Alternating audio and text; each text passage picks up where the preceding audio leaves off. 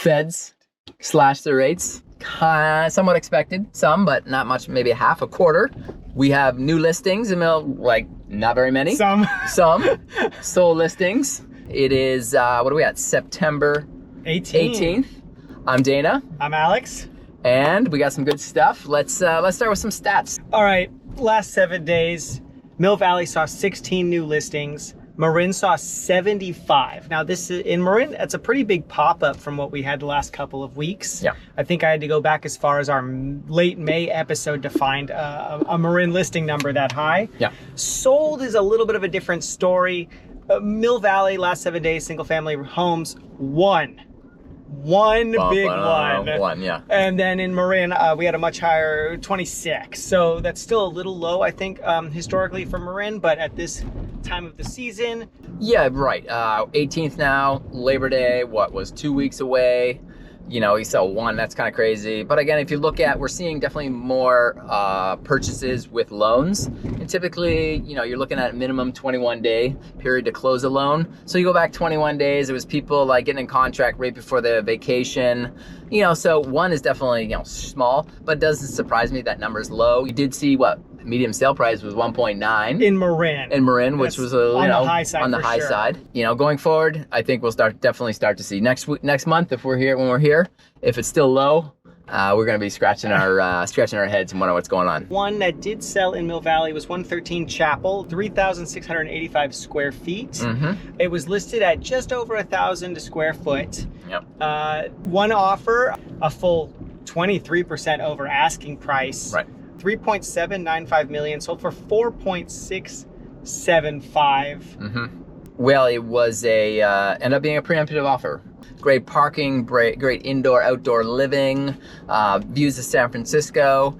And, you know, they didn't want to miss out on the property. Sold for just, again, price per square foot. It's a tool. Transacted just over 1,200 square feet. You know, Mill Valley, for a home like that size, yeah, it's as I talk to them, it's still good value, I think, yeah. And again, bottom line, that person's gonna love being in that home, and that's what sells real estate. And then maybe on the other side of this, I know you have a property that just went contingent. Mm-hmm. You're talking to me a little bit about maybe this current trend of a lot of buyers looking for a 1031 exchange for their properties that they're trying to source. Maybe that's also why we're seeing such a low amount of sales these last 7-ish days. Yeah, I mean, again, interesting. It was, you know, we saw a number of buyers that were coming through that were 1031 exchanges.